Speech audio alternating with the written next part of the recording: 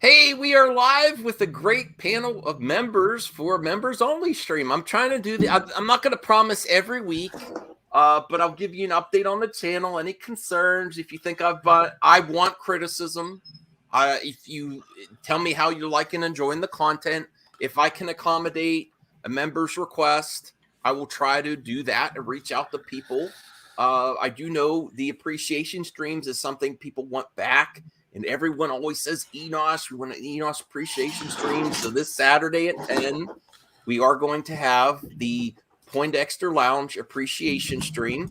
I also have a loose topic about how we treat people in entertainment. And I really, Rhea, I actually would, since I collaborated with you on that project this week, I would love for you to be in on the project to get Cast Graphics, who works in the industry, in how he's also a vet and he's worked in the industry for a while for entertainment and Marvel, and how a lot of this criticism online affects people working in the industry and what they feel about it. I think that'd be like a cool, interesting little project.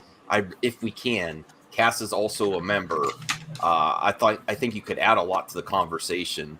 So let's shout out to the members first. Then I do actually have some updates. So here I have to make a new image. Rhea, Robbie's B Diary, Taylor, Relapse, Josh Bowen, Nick Hammond, Master of Everything, Real Elmo Cinema, Obi-Wan, Aaron World Order, Agzino, Hans, Saggy Melons, Roosevelt Cavazos, Zeno. And I actually have an update. I spoke with Saggy for a few, like 30 minutes today. It was really good. So look out for Saggy. H. Bartz, Lewis Cox, Resident Justice, Zeverfett, Blinded Braille, Punk Trace, Rel McMillan, OEB Pete. Yes, OEB Pete's here too. Retro Bro. And then I have some more too. I really appreciate the support you guys have been giving me. There's Cast Graphics, The World According to Lonza Bradley, Sarvesh Raj, Ganesh Raj, Little Movie Perps on the panel, Chubby Teddy, Will Wallace, and The Widow. I miss Ashley. We need to get Ashley back in on some conversations here too. Oh, and now you got to add Cyrus to the mix later on too. Cyrus! Yes, Cyrus. Welcome. Yes, we love Cyrus here. He hooked me up with my PS5, if you can remember. But generally, we really clicked on our Amico weekend on Crayola. We had a lot of fun. The only thing I could say negative about him is he's the reason, him and Tommy Tallarico is the reason that I didn't get to play Biplanes. I had the control in my hand, Rhea. I was ready to go. I can't forgive them for this because this is right before I left to go back home. I was ready to play Biplanes, and they're like, no, we have to have a serious competition here. And then we don't want you to be cannon fodder because you're a noob. So they're like keeping score. And you know, like when you get a noob in a very competitive game, they're just going to give easy points to the other person. They're like, no, you can't join this. I'm like, what? And I almost shed a tear. Like, looking, no, I still haven't played Biplanes. And I really was looking forward to playing that. But thank you, Cyrus. I appreciate the support. John Snow and Moogles are his cats. I've become a cat person as well. I have my dogs. But Momo, I spend a lot of time with Momo. I had her out earlier. Who's here is a cat person? You like cats? I am. You do? Do you have a cat? No, I can't have pets in my apartment right now. Oh, okay, all right. But you love the kitties. Brian, kitties. I am not an animal person. Pass. Oh, really? Little movie perp. Cats are fine. I'm a dog person, though. Dog person. Okay. My only issue is most of the people that I've known that have had animals are like they're the ones that are like, "Oh, here, you take care of it." It's like it's your dog. What are you doing? Like, no, okay. I mean there are lots to take care of. Jack, or my bench buddy here. I think we have been critical of Gina Carano, and that is going to be a topic we'll cover. I want to share you with Drunk's video too, just not the whole video, but part of it. See what we have to say. It's just a hard pass from Jack. Well, I mean, social media activity, you know, I think that's the difference. Is there has been like Simu Liu.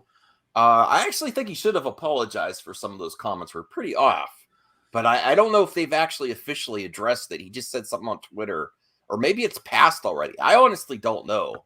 I hope that doesn't come back to haunt him later on.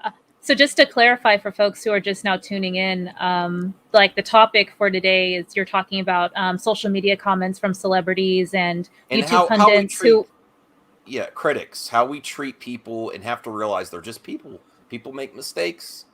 And I honestly said, me too. If I ever became a celebrity, there'd be a line of people saying, "I remember Max said this. I remember Brian said this. Rhea, oh my goodness, I was Rhea's a canceled celebrity." so quick, so quick. Don't look at the election. I mean, remember the old walk a mile in someone else's shoes? I mean, Ray, you did say to me earlier in the week when we did another collab, why do you do this? It's not something I want to. It's not something I'm trying to gain like exclusives or anything. I genuinely fight for fandom and for creators because I have the utmost respect for creators. Something I could share too is I went to school for drawing, graphic design. I'm not particularly that great at it. I still have to get back in the drawing. I'm okay. It explains your thumbnail game, bro. Well, that's on point. No, I mean, so I have utmost respect of people that consistently provide entertainment, and I always want, and just like my love for Zack Snyder, I'm going to bring Zack Snyder into it. People fought for him; they didn't gain anything by that. Yeah, they just fought for it to be released. I always want to fight for creators of creative vision and new things to enjoy.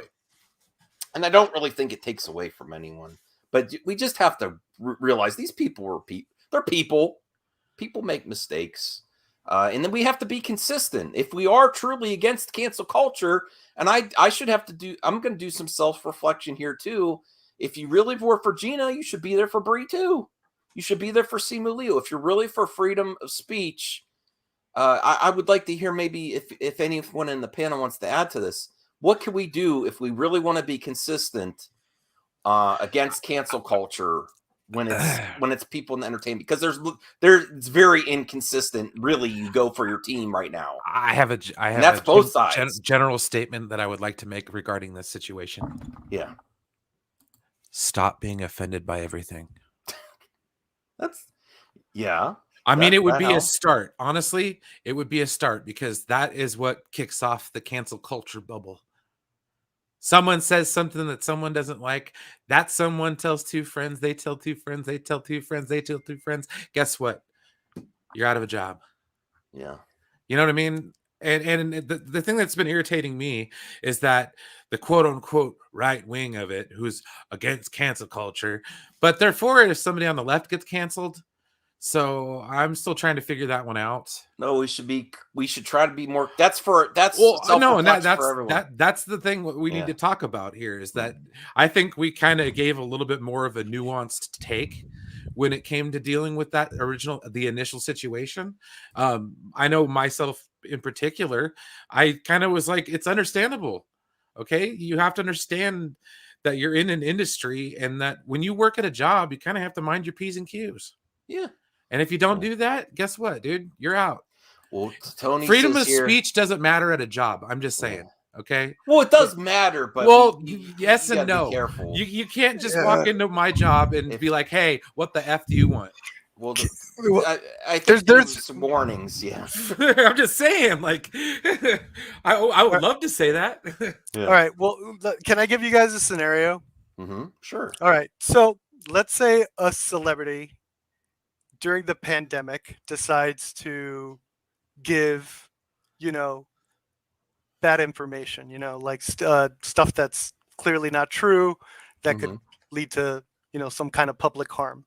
Right. Where you get without getting political or specific. Yeah. And it's just like maybe medical advice too. Or sure. So just all the bad stuff. They say all the wrong things, basically.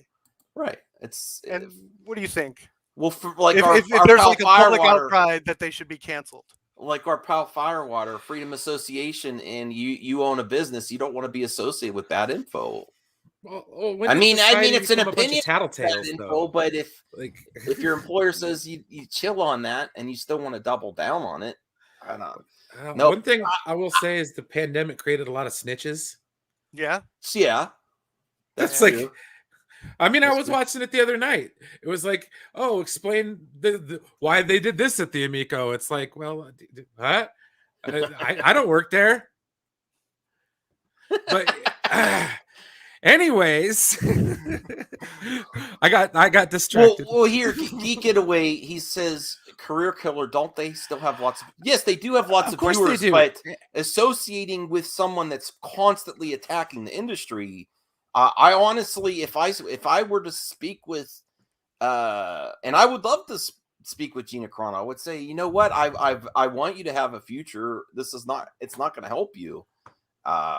Just like Cameron Pasha, it might not be for me either, like, because I've made enough Rian Johnson Star Wars videos either, but let's watch. No, I will, before I share this video, and this isn't, I would never dunk on Drunk 3PO. I think he's a great guy. I like a lot of his content. Subscribe again. I wasn't subscribed. I mean, the way I look at it, he's just supporting his girl, man. No, but let's. Do you think this is plausible to have a hashtag campaign get her job back? I don't know. Probably. I mean, I don't want to laugh at. I'm not going to laugh at people either. I'm gonna, being realistic here, I don't think it's gonna make much of a difference with regards to Gina Carano. I mean, let's answer this way. If she got her job back, would you applaud that decision? Of course. I wouldn't. I would have no problem with that. I mean, like I said, I didn't have it was either here nor there. I didn't care that she doesn't work there anymore, and I don't care that if she got her job back. I mean, it's like, okay, good. Mm-hmm. Cool. I mean, hopefully they can work her into that Rangers show or whatever, that they're planning out, if they ever do. Like, I don't know, Star Wars. I mean, you guys know how Star Wars is in their planning. It's like you never know when they're going to be like, oh, well, we're not going to make that one. Oh no, RJ's not feeling so good. Hope you feel better, RJ. He's getting close to the 1K there. Little movie perp or Red, do you have anything to add? How would you feel if they said, you know what, Gina, we're gonna hire you back. We're gonna do that show that we're talking about. I think she's fine the way what she's doing. Honestly, from what I gathered from the Ben Shapiro interview, I wouldn't want to go back either. Okay. They kind of gave her the Inquisition and read her the Riot Act with a bunch of people in the room, like, why did you say this? And it's like, even dude, I'm sorry, I don't. You don't think she'd go back if they offered her own show, though? I mean, if they did offer it, I'd hope she would go back. If it's on principle, I wouldn't. Okay. Why the hell would you want to do that, dude? Like, the thing, whenever you get put in front of an Inquisition like that, it's hard to want to go back. Like, I've had jobs where it's like, yeah, no, I ain't going back to that. I mean, but do you think it's fair? Yeah, I think like with jobs like high profile roles like on a Disney property, it's usually a means to an end. Like it's access to other roles that you're more interested in. So although she lost this role, that's probably her most well-known role. Like in addition to maybe like Fast and Furious or whatever else she was in, like Deadpool and stuff. So that's kind of like a launch pad for her to kind of like, and then it just came sooner rather than by her own volition, or her own choosing to leave. So now like she has that access to the audience who is able to support her and who her values may align with more. So yeah, if she feels that, maybe like doing that type of work for that specific audience doesn't pay as well, but it's more fulfilling, it might be worth it to her to stick around and do that. We all can agree that she probably lost her most lucrative role on top of like her most like well-known role, but ultimately like she I have in my perception of things, like the roles that like folks are like known for that are tied to like huge like IPs and properties tend to lead to them doing like smaller roles and more like more artistically driven, I guess, like although like not Disney properties for not being artistically driven, but more just more like less I guess like less lucrative, I say, but like more emotionally fulfilling for them. Yeah, more thought out movies that are just low scale, low key. And I imagine she probably she was only a few episodes, so I doubt she was making a whole lot of money on The Mandalorian. So I imagine anything that she's doing now is probably more lucrative. Gives her the exposure that she wants, as opposed to the, you know, just kind of throwing it out there for Star Wars. So yeah, I mean, it's kind of like Zack Snyder with Netflix.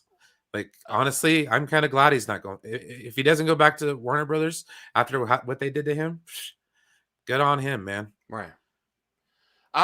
Do you think another question would be, do you think Disney's been consistent, or do you think they've played favorites for different political teams? I'm not going to say life is fair, but that's at the end of the day, that's just kind of like because whataboutism. Like, I mean, well, I honestly, in my perception, I think Pedro might have been told about that. Well, I'm sure he probably did, and then the reactions were probably different. Yeah, like they probably got told the same thing, but instead Gina took it the other way. You know what I mean? So this is Tony's question. Maybe we could try to handle this. I do have one question. Some people tried to hypocrisy burn Disney by saying that Pedro Pascal kept his job, but Gina fired. What do we think of that logic? Our friend Ryan Zieverfett said, the public doesn't know what happens behind the scenes. You don't know that he wasn't told, and he got real quiet after that. Yeah. He didn't double down, or I know one of the biggest problems with Gina was they wanted her to do an apology, and she didn't take it verbatim from the boss. She's like, I'll do it in my own way, and still threw a little spin on that commentary. Basically, if someone gives you an out, my job's important. If my boss says, I want you to, do this, I'm going to say, you know what? Okay. I'm not going to. So you just don't know. I don't think it's a, okay. Well, Matt, we want to try to be nicer about this, because we don't want to pick teams with cancel culture. The other thing is, does it actually exist? I think it does exist. Consistency is a fallacy. I think we could be consistent. I don't want to cheer anyone on. I don't want to get to the point where I'm cheering on people losing their job or failure. Well, I mean, it's really hard considering how yeah, that's pretty good. How tribalist everything is Chaos nowadays. Is a ladder. Mm-hmm. All right. Well, let's watch the video just to see what Drunk has to say. Let me see here. I don't think it's possible. And also, he had an interesting conversation with another Mandalorian actor. Talks Gina Carano fire. It's only a 4-minute video, so we'll just check it out. Okay, I'll thumbs it up too. I don't usually thumbs things down. I'll thumbs it up since I'm watching it here. Subscribe to Intoxicated 3PO. Is that what they wanted? Yeah, are we good? And I will say he does a lot of positive things for fandom. He does a lot of charity work, and he covers the parks, which when a lot of people weren't covering the parks, so he does a lot of great things. That tweet you made, Matt, was spot on, dude. And yes, your comment is exactly right. It's basically social fascism or social authoritarianism, however you want to look at it, man. It's really messed up. Mm-hmm. Look into what they did in China during the Cultural Revolution, man. Oof. Yeah. Talk about hello and culture. Welcome back to the channel. I'm actually away, but I had to do a video on this story because, of course, it involves my friend Gina Carano, and finally, some Mandalorian actors are starting to speak up. We did hear somewhat from Carl Weathers after the incident happened, and now Emily Swallow speaks out on the Gina Carano firing. Basically, what happened was she was at a panel in Atlanta, and a question came out, and they asked her about, hey, what do you know about Gina? What's going on with the situation? What is happening over there? She goes on to say, I like her character. And if you don't know who Swallow was, she played the armorer in 3 episodes of season 1 and had nothing but good. Has everyone here seen The Mandalorian? I didn't even think to ask that. Yeah. Ray, you're a big fan of Mandalorian? Yeah, I think it's great. I love it. Yeah. Okay. All right. Things to say about her former co-star. See, everyone who's encountered Gina Carano has absolutely nothing but amazing things to say about her. Nothing but amazing things to say about her. And I'm telling you, it's more is going to come out. More is going to come out. She's going to be, I don't know what you call it, like Justice for Gina is going to happen. All these things. It's going to happen for her. It is going to happen because the truth always comes out. Okay. Swallow goes on to say, well, that's basically all I wanted to share. And in the past, I might have been more like mocking it, and I don't think I should do that anymore. I don't want to mock someone coming back and getting their job back. I don't think it's possible, though. And I think we should be, I mean, I'm commenting on other people on the internet too, but if we really are against cancel culture, we should do that. We should be standing up for Simu Liu for making bad comments. We should be by Bree's side for making one stupid comment years ago. That was the only point. I had a vague topic there just because I wasn't sure what we were going to talk about. Well, the funny thing is about the Brie Larson comment, I don't think it was about what she said as much as her yeah. So what she said it's snarky, but her motives were. But good she was with true, and it was right. Like, yes, I mean, I didn't watch that movie because it wasn't made for me. Like, Real Elmo Cinemas here. Hey, Real Elmos, you remember if you have a topic that you want us to cover entertainment wise, please comment below. Now I would be happy and through the moon if she got to come back and do her what is it, that show that they were going to do, Rangers of the Republic. Yeah, I think that was a good idea for a show, and it's very sad that it got to this point. Yeah, no, and it's it's a sad thing, but like I said, I mean, it's just the way things are right now. It's just everybody's so. I maybe should apologize for that thumbnail that I did to trigger people. Maybe I agree. The Gina mustache. Okay, yeah, it was across the board, but it was meant to show hypocrisy. I got the results that I was looking for. I actually had people try to false flag my channel. There's less hyperbolic ways to get your. No, I know, but it's to show what you do to the other side, the other team. That's why that's what I was trying to do. I think what we need to do though is we need to diffuse that. I will stop with the mustaches instead of fighting their rhetoric with that kind of rhetoric. It's like maybe just no. I prefer the clown noses anyway. Okay. Yeah, clown noses get to the point. You know, it's clown noses. Okay. Yeah, especially since they're always talking about Clown World Hong Kong. You know what I mean? No. I did it purely to prove a point, and then the other time I did it was just to make someone annoyed. But I didn't actually insinuate that they were actually, what the mustache represented. They were playing Yahtzee. Yeah. Now RJ wants this. Okay, we could. I mean, if you want to hear the rest of it, let's hear what she has to say. That's fine. She's giving props to Gina. Why shouldn't I? Okay, let's watch the rest. All I can say is that Gina, and working with her personally, what impressed me about her from the beginning is that she is so interested in other people's opinions. Okay. And is so welcoming of other people's opinions. She wants to have a genuine dialogue. She's just like that in her day-to-day life. On set, she's more curious about other people. She's very giving and very gracious.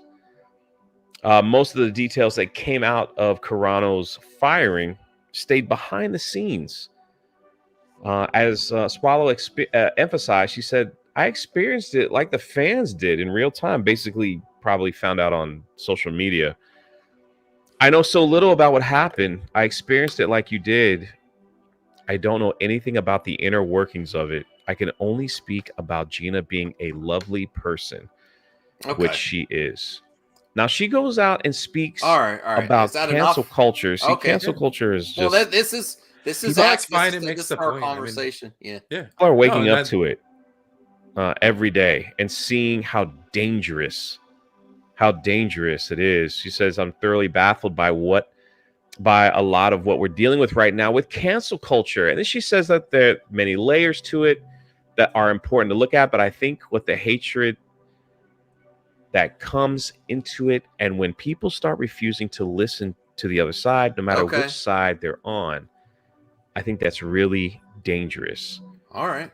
Well, I mean, that's a good point to leave off. And then props to Rhea too. There, maybe I've been closed off to certain aspects too. That can be dangerous. Well, we have to be careful too. But yeah. Well, the thing is, with regards to a lot of this, there's history.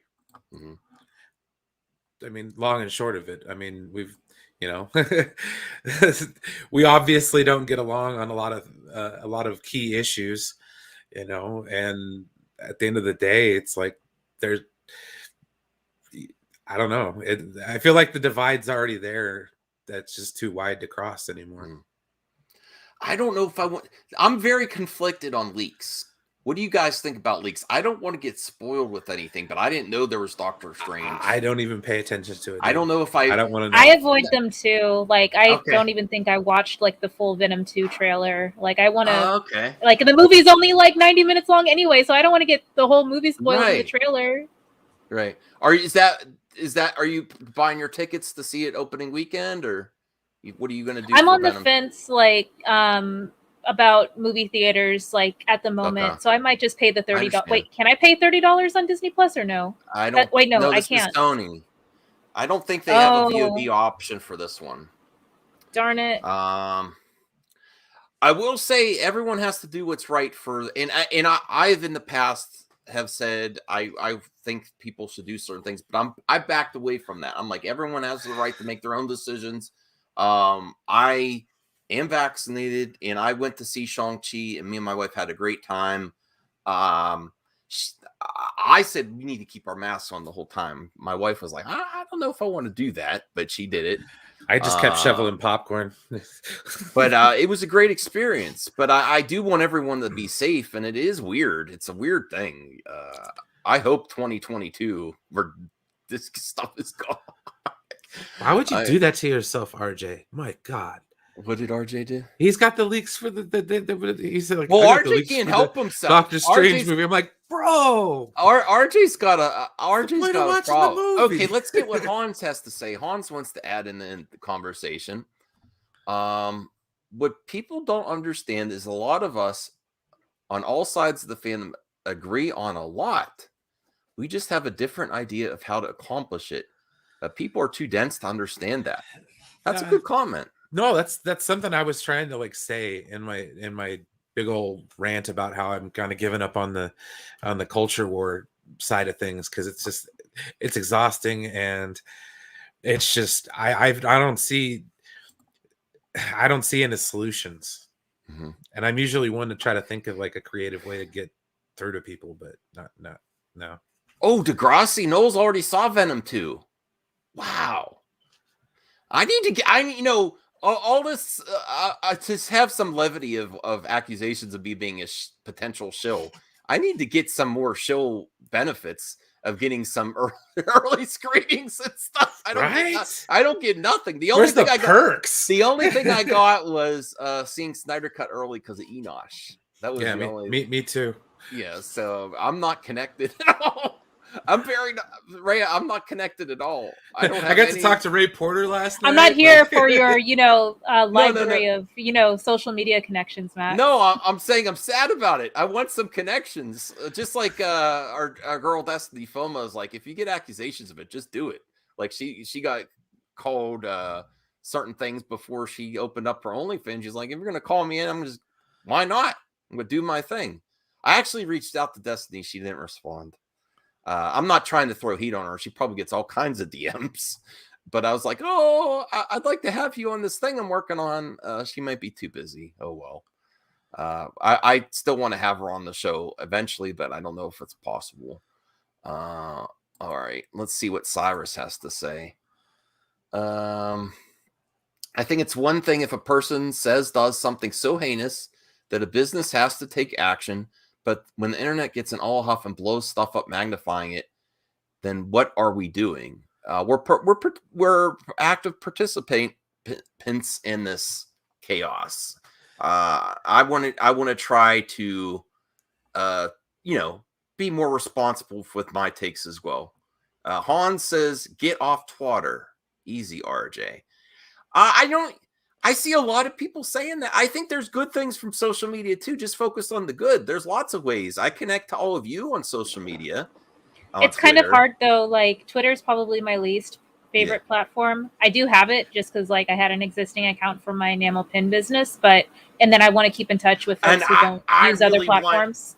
I want a reboot of that enamel pin. I love all the stuff you made of Croc and Darkstalkers. Oh yeah, they're just sitting in my storage bins from when cons were canceled for like a year and a half. But anyway, the reason I say that is because like it's frustrating because it's hard to ignore the bad or like the not feel good parts of social media for whatever those are for me particularly, because my news feed is like kind of a dissemination of things that folks that I follow are liking and retweeting. So it's not always stuff that's curated for me. It's like I said, it's like a mishmash of things that folks that I follow also like, and that the algorithm is suggesting to me based off of my clicking behaviors and like my people I follow's clicking behaviors. So it's like it's a lot. It's like kind of an overwhelming kind of burst of images to the senses. And on one hand, like I might see like a really cool like gamer meme that aligns to my values, and then another meme about being anti-vaccine, anti-mask, and then I'm like, oh god, like I was just all that serotonin I had from this meme is now like plummeted. So yeah, it's like it's very my mental health is kind of like the most like inconsistent when I have like so much conflicting perspectives like hitting me at once on one feed. And that's what Twitter is for me, if I had to like kind of almost succinctly summarize it. I've clicked on a few things that are trending. I'm like, I try to take a back seat. I used to use Twitter to get in Twitter battles before. Well, it's a hard place to promote stuff opinion, and connect. Yeah. It's a real hard place to express an opinion. And like the blowback 9 times out of 10 is just far worse than what the actual comment was about in the first place. So like, I don't know. I just use it for messaging. That's it. Phoenix Night Flame says social media has eroded people's self-control to non-exist. Okay. Can we get X-Ray? I don't think X-Ray Girl's gonna come on this show. I just want to hear what her opinions are. That's all. I don't want to hate on her either. Bra Max, you're Dr. Doom. I'm not right now. I'm behind the scenes taking it easy for a member stream. For some weird reason, some people can't not use Twitter. I agree. Leaks. Yeah, I really dislike seeing an unprompted leak on Twitter. That's why I don't have a Reddit. I try to avoid it when stuff comes out. Okay. Real almost cinema. Goldman. Yo. Hey Hans, I'm not throwing my opinion on any. I'm taking a back seat to that. I don't want to have those conversations anymore. Everyone has to make their own decisions. So whatever. I do support medical professionals, though. That's all I'm saying. I was in a conversation where it got a little heated, and I was just like, nah. No, I was too at a certain point in time, and I'm like, what am I doing? It's not. Just ask your doctor. Don't take my advice. That's the best thing I could say. Like, I'm not a doctor. Exactly. I can't tell you shit. Yeah. How's everybody enjoying the content? Are we still okay with the Miko? Oh yeah, I mean, like, I guess like if we have a spare moment to jump into the discussion. So I wanted to call myself out for some of the logical fallacies and some of like the points that I was making, not 100% conceding where appropriate to the points that you were making, Max. And I do apologize for that if I did make you feel that you couldn't express your own opinion on your own show. That wasn't my intention, but I do know that could have happened, or that may have happened. So I apologize if it did. Oh, no apologies needed. Rhea's the best. We love having Rhea on the shows. We love your opinions. This is kind of surprising from Goldman too. Decides Lucasfilm should never fire her in the first place. Okay, but no, I enjoyed the conversation. I revisited. I made a video earlier today. It was my honest thoughts. But I I like what you want to do is address criticism, and I think your heart is in it, and I like seeing you be more engaged with the content because you give some great commentary, and when you make more content, not everything goes the way you're expecting. For me either, like I was expecting certain things, but it was a great conversation.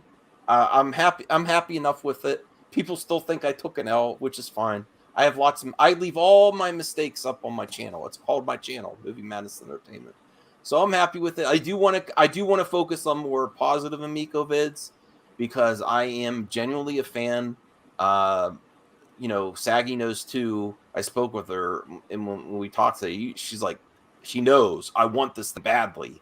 I want to play the games again. So I want to focus on that side, the positive side too. I got to do some positive Amico vids because I am really looking forward to it.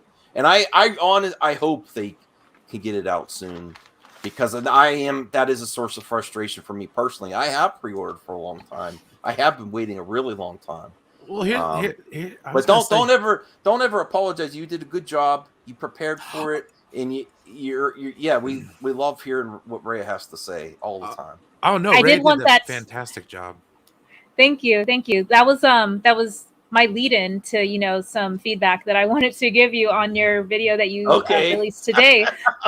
Okay. So that said, like in your vid where you were talking about the I think like a big crux of your argument in the past stream was the intention or like the ulterior motives behind some detractor videos, including trollish videos as well, and wanting to, and it kind of aligns to the topic that we just segued from around cancel culture. Like you were mentioning that folks with ulterior motives behind their detractor videos are inherently trying to cancel the CEO of Intellivision. And for me, I felt a little I left the video feeling a little unclear about any type of examples that I could grasp onto. There are some instances that I'm privy to for sure. Like I know the CFO was, harassed and, had PETA, reach out to him. And I also know that folks in the supporter community have also, been harassed and, and made threats against it as well. But a lot of those examples that like I'm touching on, I didn't hear in your video, and maybe it's not your place to say those, but there are some more public ones that I think could have been a little bit more clearly stated. Yeah, some I can't comment on. Some I would say the whole the article that just came out, the Kotaku, it's pretty much verbatim of what the critics have been saying with the gamingist. And then also who he follows on Twitter. I know people have said I shouldn't be concerned with what someone I like follows on Twitter. That's not the argument. I understand that, but making it constantly retweeting in public when I think we all know how the internet's going to react to something like that. I think we all know that. That's the point I was trying to make. Constantly bringing up actively trying to make something fail.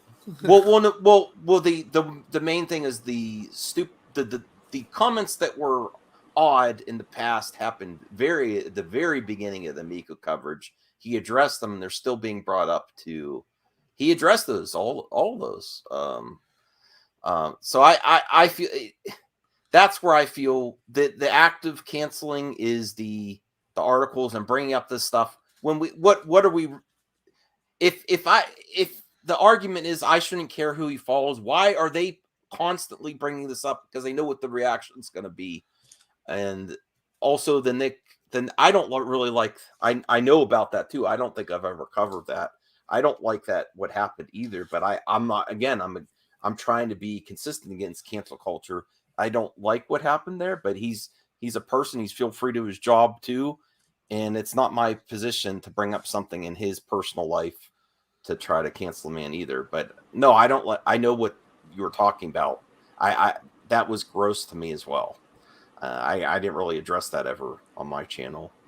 I guess like if I were to like just kind of like bring it back to like the general topic of, you know, like maybe even like how to combat cancel culture, like when an attempt to defame your, you know, or, you know, besmirch your credibility currently with things that you've done in the past or atoned for from the past are brought up again and again. Do you not think that it's, you know, proper to continue to denounce those past actions and assert that you're a different person than you were before? Or do you feel like one and done, like I don't need to acknowledge it anymore? No, well, some people may not realize how much Tommy has addressed this stuff, and then they still bring it up every time. Like that, every single time he goes to has a new collaboration or interview, stuff he's addressed multiple times. Keeps being brought up. It's like a never-ending cycle. It's not like we don't want to talk about this stuff. And there's also assumption that we haven't covered this stuff. I have. A lot of us have covered this stuff. I said to him directly. I thought it was funny because it was a dumb comment, but it shouldn't make those type of comments about Nintendo. But that was way in the past, and this is the stuff that's brought up now, along with who he follows. That article was extremely personal. A lot of hearsay too. Again, when someone becomes popular, there's going to be a line of people. Is it possible that he had a bad day and he did say something bad at an event? Yeah, it's very possible. I just don't know. I can only go on based on my interactions, and I don't think it's appropriate to add that much hearsay. And this is mainly to the Kotaku article. That much hearsay from people in his past just to overwhelmingly dunk it. We don't hear his side of the story. He may not. He's trying to focus on the console. I don't think he should address if he addressed every criticism, he'd be on the internet all day again. And he should stay off the internet, really. Well, if I can just like wrap this to like the examples that we brought up, like with Simu Liu and Brie Larson and Gina Carano, like we can all agree that, or like a lot of us can agree that some of their past statements, like that were made public, could have been like at like maybe like social faux pas is probably like a softer way of like saying it just didn't align to like the environment that they were saying it in. It just, you know, didn't match like the I guess like the narrative that, you know, the company that they worked for might have, you know, wanted for them to represent, or to for that specific, you know, reason they were out there, you know, they and it kind of, you know, like sets a bad, you know, tone around the discussion for the property that, you know, they're associated with at that time. But and a lot of that is like, you know, reflected in, you know, the conversation around the public relations for in television as well, in my opinion. So I guess like the point that I wanted to make was like as a way to combat the having like past mistakes, you know, or like past social faux pas, so to speak, like brought up in completely unrelated discussions. In my opinion, in order to show the public that you have, you know, understood that, you know, that there is some, you know, controversy still brewing around that topic, you pretty much are relying on the public to buy that narrative that you're a changed person. So you need to continue to sell us on that narrative. Okay. You need to continue to assert that you're a different person than who you were in that moment, that you made that that error in speaking or in judgment, and you have to, you know, continue to explain yourself. You know, you don't have the luxury of, you know, being an anonymous person on the internet anymore. You're a public person, and you represent whatever, you know, company or IP or character that you, or in the company that you're out there, you know, promoting the product for. So, and if you want your public, if you want your audience that you're speaking to match your, you know, enthusiasm for that product and trust you and build that trust, you're going to have to, you know, like concede a little bit. And even though it may also, like, we can probably agree, maybe like they don't always have to apologize for it all the time, but unfortunately, in order to kind of, you know, to continue to restore that trust that might have been tested by that, lapse in judgment. You're going to have to continue to work on, restoring that trust and reminding them that you're, that you are, like I said, you are a different person. Sorry, I'm like repeating myself a little bit, but I'm trying to, get that point across. No, I think there does need to be new trust built for the public. And I do personally think that because I do feel he can potentially take things too personally, that he should kind of stay off the internet and just focus on. But he should have an intern dealing with internet stuff. No, he's passionate. He has this weird disease where he is up the majority of the time. People are like, why is he always on the internet? He has, I forget what it's called. He only gets very few hours of sleep, and he's always doing something. I think he should actually withdraw from the internet, get away from message boards, and focus on the console. And then the Tommy Tallarico, when an Amico's out and to the general public where they can buy it, is a very different situation than him talking about it with constant delays. Well, here's so that's why I think I hope they have a good event for 1010 because that was what it's supposed to come out. I hope they at least have a video or something. Then, if it's silence, Do people not understand we had a pandemic this last year and a half, almost 2 years? No, I'm dead serious. Because to be fair, it's not all on the pandemic. There was some poor planning. Let's say the shortages are real. That's a thing. Like these delays are actually caused by other things that are out of their control.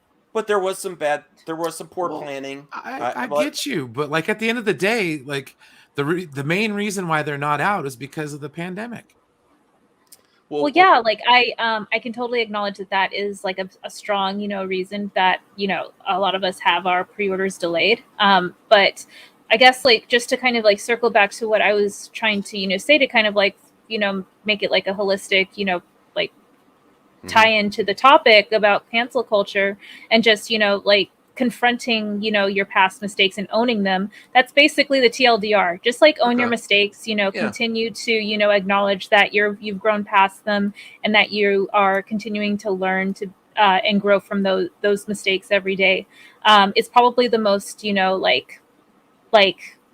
grounded and, real way that you can connect to your audience again and restore the trust, because like with the actors and actresses that we just talked about, with their kind of questionable social media behavior, or even some of their comments that they've made in the past that folks want to denounce them for, essentially just acknowledging them would probably do them a lot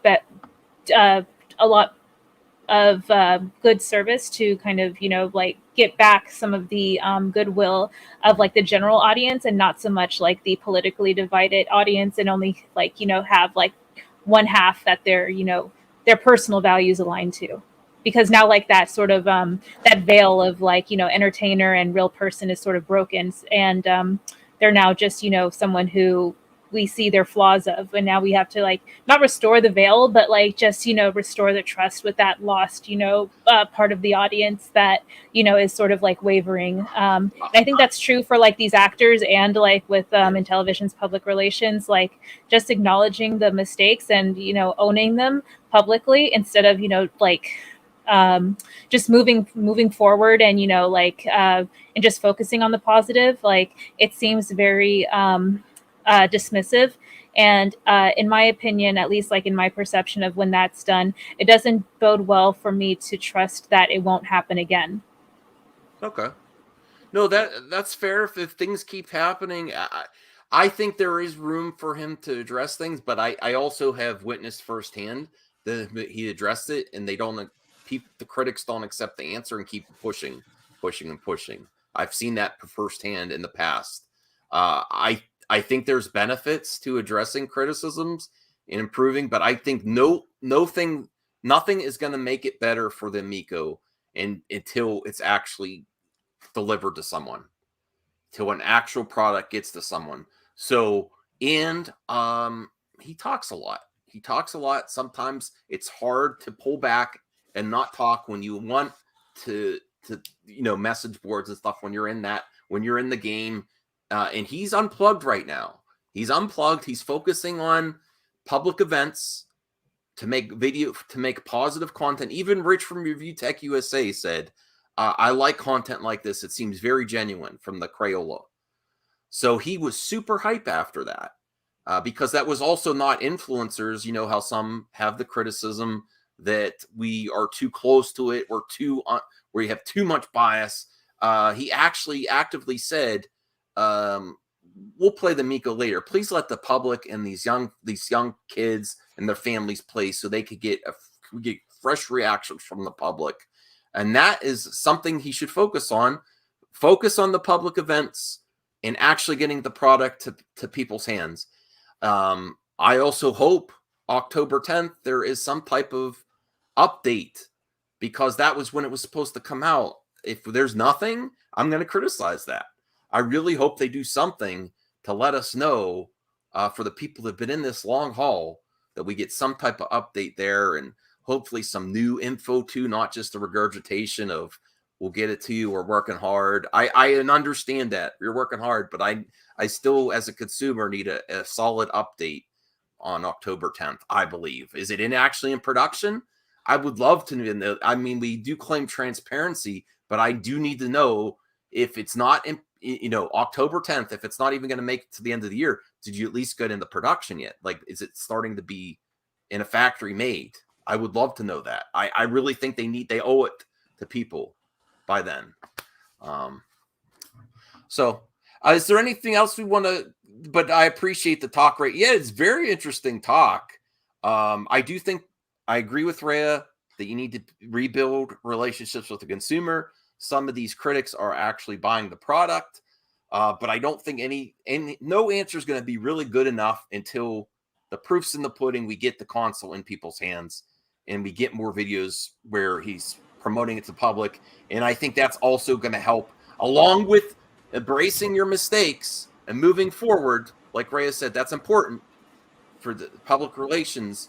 It's also to have the product out there. It's a different Tommy Tallarico when the product's on shelves, and he could be happy about that. He could talk to the public and answer questions there. It's a very different situation, and that's where I think is going to be the most benefit.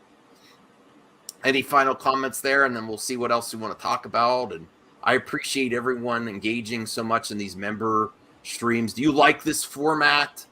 What is it? Oh my goodness, what is cameo from Miles Prower? He's showing off his tails.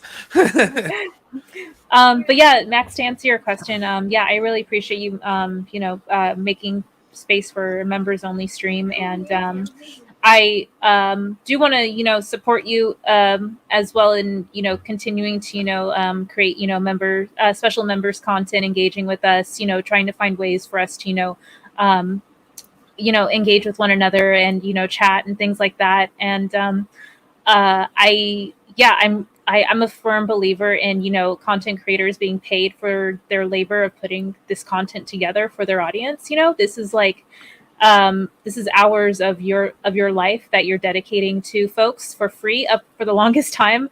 And I do think that any sort of, compensation for your time, not just any, but just like, compensation that is worth your time, is valid for you to do this. So that's why I'm like a big supporter of like, memberships, like, any type of, way to show that your time is valued by your audience. Well, people like you and Saggy have, because I've shared this before. People know me way back. I was very into the anti-e-bagging, anti-shill, but I just think there's bigger fish to fry over dishonest people on the internet and what it's doing to fandom itself. And it's really, people like to support. It does actually help more I'm more active than I've ever been.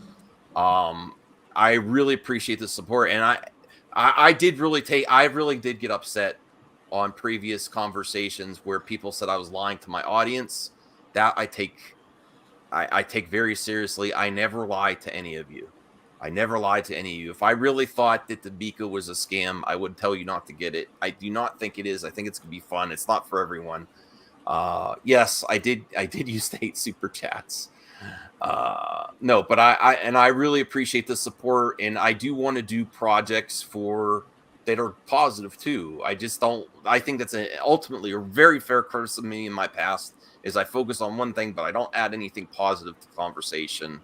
That's where the member streams, the appreciation streams, and hopefully to be honest with you, I'm a little stressed about the Fandom Awards. I really want it to happen, but then I did an experiment the last time where I had members along with YouTubers that may be incorporated into it.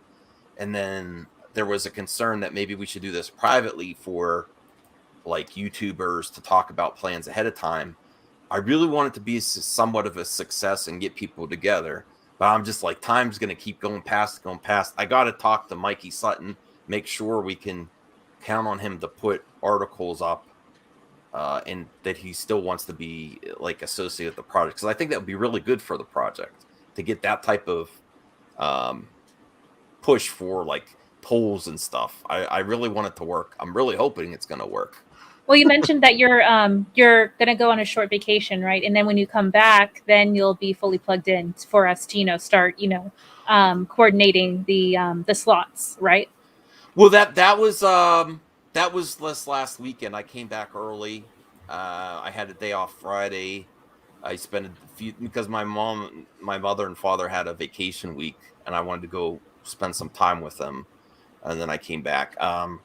Maybe I'll talk to Enosh on his appreciation stream afterwards, and I want to get a hold of Mikey Sutton and Syl, because Syl and Mikey Sutton are such a combo now. Can you imagine? Oh man, they're great. Hey, Max, you got to get a Discord, man. You got to get a place where the Discord would solve all these problems. Because he already has one.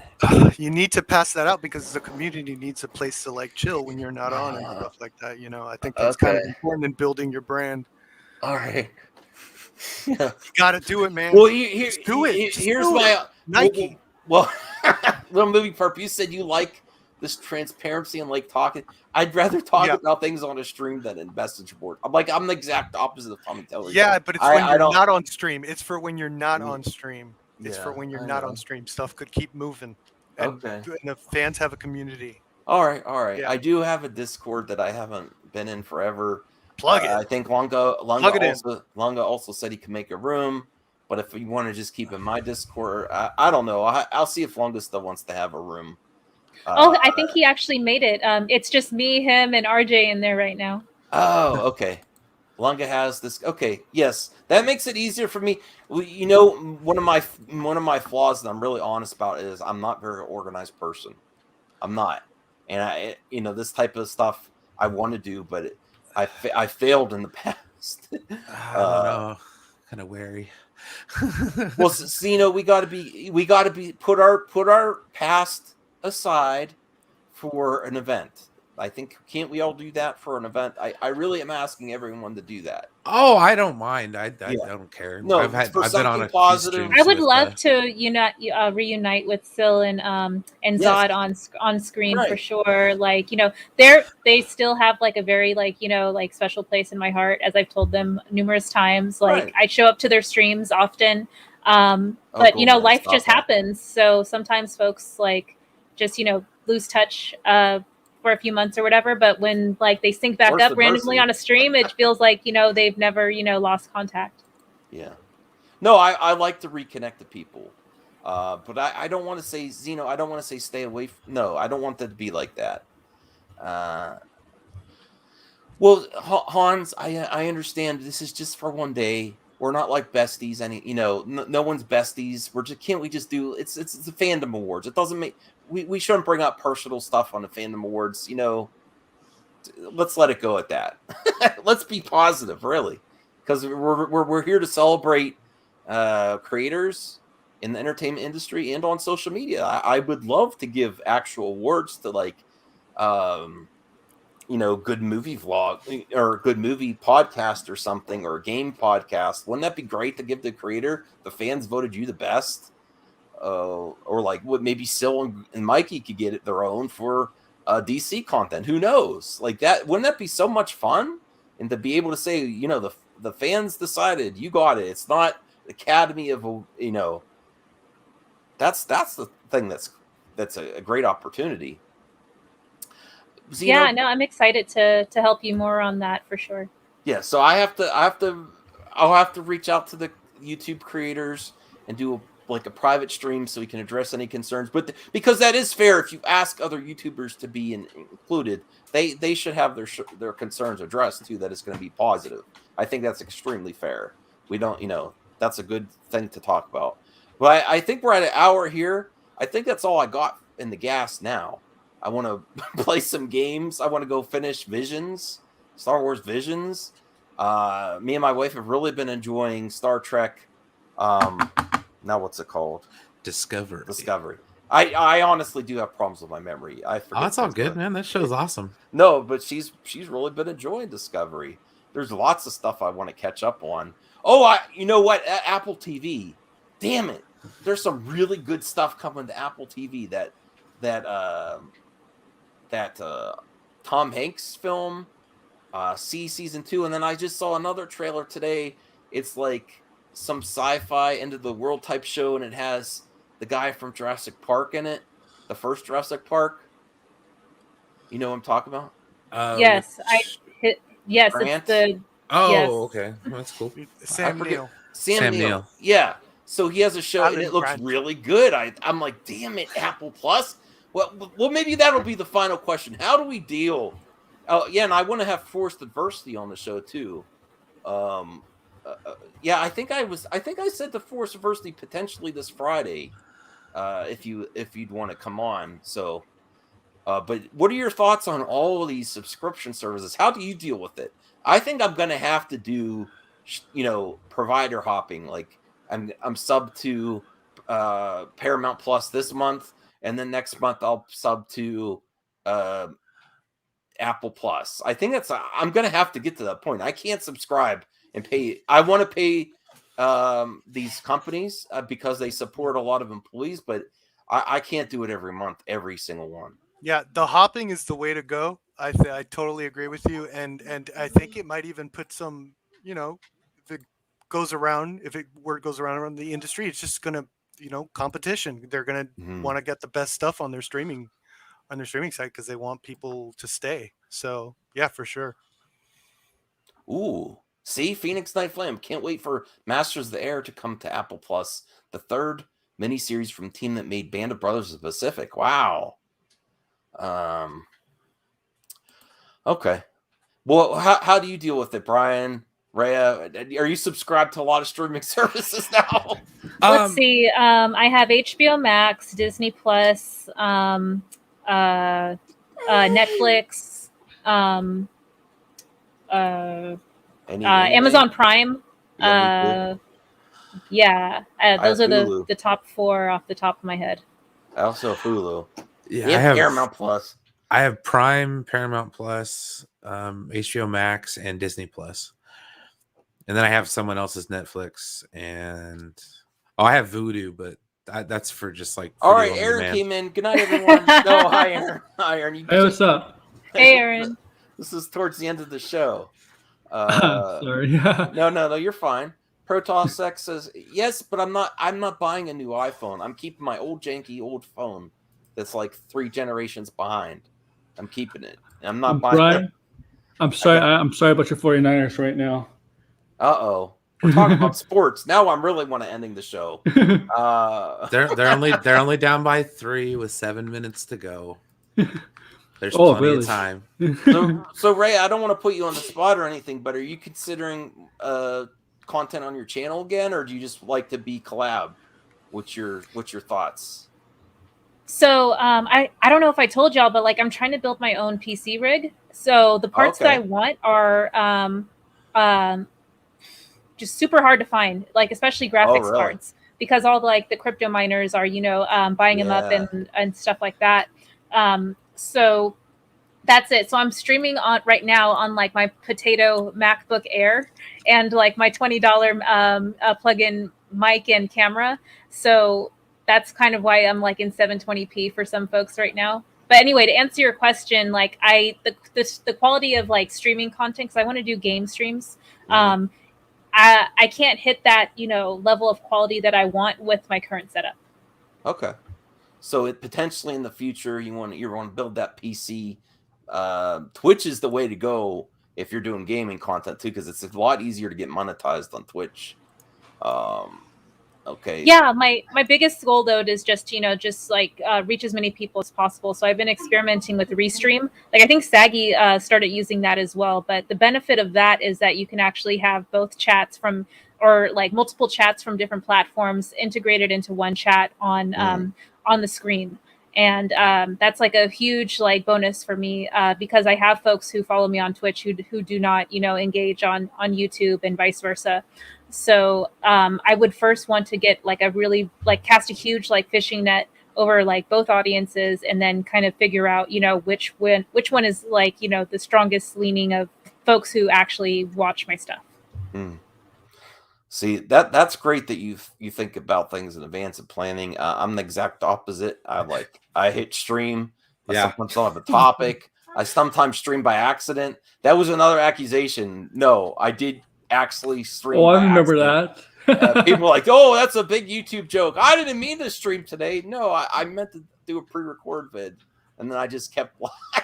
That was like 2 weeks ago. Yeah. Master Talon says, I'm actually looking forward to Arcane to come out League of Legends TV series. I'm not a fan of League of Legends, but I'm a fan of TV series. So November 6th, I'll check that out.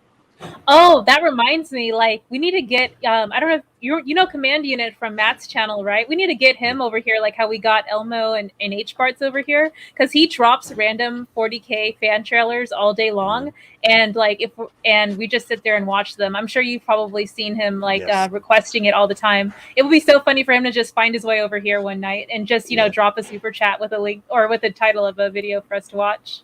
Yeah, I like the 40K content. I do. I'm not really into the series that much. There was one game I played that was on Game Pass that was kind of interesting, but I didn't really get into it. But I'm all for gaming content making it to series, streaming, and movies. Definitely. All right. I think that's where we'll thank props to everyone. Appreciate all the members showing up. Brian, Master Madness, Little Movie Perp, Aaron World Order, and Rhea. We've been enjoying Rhea being on streams. Really having some great conversations. That's what it's all about. We'll look forward. We don't want to talk too much about people that aren't here, because then if they don't, that's something we have to work on, chat. Your freedom of speech. But then if someone comes by, they're not going to be too happy about talking. Look out for. I think Saggy did a stream tonight too. She did. Anyone's wondering. I honestly follow her on Instagram too, and she's like, I can't. I took the wrong time to take a big break from the internet. I said, well, if you have something to say, say it. That's always how I do my content. If I have something to say, here's the thing. There's no long time to take a break if something huge comes out, because that could come out like one thing could come out like every day. If she wants to keep with their break afterwards, if she has something to say today, say it. I'm going to go check out her stream while I'm gaming. I'm still really enjoying Flynn, Son of Crimson. I'm going through that game. Great game on Game Pass. And I also want to hook up my capture device to get some more 4K gaming footage. Also, if you want, maybe I can hook up my my YouTube account to my PS5 and do some game and stream and talk too occasionally. Because I just haven't done it yet. I'm a boomer. For some reason, my PS5 mic is not working right now. Like when I do streams, right? When I do streams, from my console, it should be working, and people in my stream are like not able to hear me. I'm like, you have the mic button on the controller. Did you hit that? Yeah. Okay. Yeah, that was, I turned that on, not off. The thing is, when I played DC Universe Online, Brian, you played it before, right? Yeah. When somebody's on the mic, it turns green, right? It turns green, right? Funny enough, when I'm having an issue with people not hearing me, but in the game, it's still turning green. I'm like, My dog likes to sleep behind me. Oh, that's weird. Yeah. I wonder if it's, I don't know. Are you using a separate mic for broadcasting or? No. Now, when I'm streaming video games, when I stream my PS5, I'll use the PS5 mic, which is not working right now. So. One other thing. Sorry to sidetrack, Aaron, but and then we're probably going to end the stream. This type of thing we could probably talk a little bit about off air. But something else I want to do for international viewers is occasionally have a members only stream early in the day, because I know one of my longest longtime viewers relapses on Australia, and when we're doing these streams, it's probably like Monday morning for him. Yeah. And he can't get on, so maybe like do early Saturday. I might experiment, do a quick stream this Saturday just for international people to get a different time zone. That's something else to think about content creators. You stick to your times when your viewers expect it. Every once in a while, it's good to try a different time to see who shows It's hard. up. It's hard to time the stuff for like people around the world, because time zones. Yeah, so I want to try to accommodate that, because Relapse is one to get on the conversation as well. Zeno says, just end the gaming ideas, Max. We all know it ain't happening. Well, I did suggest for you to make more gaming content, didn't I? No, like, I could do a quick gaming topic, like Old School Review Tech USA, talk about it over gaming footage. And that, my capture device is so easy that it records the SD card. I put the SD card in my PC and upload directly the SD card. Yeah. No editing. I'm not paying $200 for Elgato. I'm sorry. Oh wow, Cass Graphics, $4.99 super sticker. Appreciate the support, Cass. We would definitely like to talk to you if it's just me, or maybe if Rhea wants to join in, or anyone else. If you're up for it, we appreciate again you being a vet, how much you've been supporting the channel, and also how much we really do appreciate people that provide our entertainment. Really, honestly, I really want to think about those people that we're criticizing. The internet loves to criticize, which is fine, but I really want to get the perspective of creators and how it can impact them. We'd love to get your story, Cass, if you're up for it. But I think that's about all for tonight. I hope everyone has a great Sunday, great week at work. RJ decides to pop in now. Okay, we'll go a few more minutes for RJ. No, I'm on my phone. Just wanted to pop in and say hi. Yeah, doesn't he look so cute with the Snorlax? Very cute. Yes. We need a flute. The flute? What's the flute got to do? Oh, the Poke-Flute. Yeah. I don't know about Pokemon. I am a boomer on Pokemon too. My wife loves Pokemon. My nieces do, but I don't. You call every Pokemon Pikachu? No, I don't. I'm not that boomerish. No. I'll just say the Pokemon Sword and Shield have become uglier and uglier. I could try to name. I could try to name a few. Oh, Cast Graphics, you're down for it. Okay, cool. So we'll talk behind the scenes of who wants to be, and who wants to do that little. Maybe we'll do pre-recorded. Or live, if you want to do a live stream, see who wants to be included in that. It'd be great to get some perspective there. That's what we like. But no, I can name a few Pokemon. Squirtle. Charmander.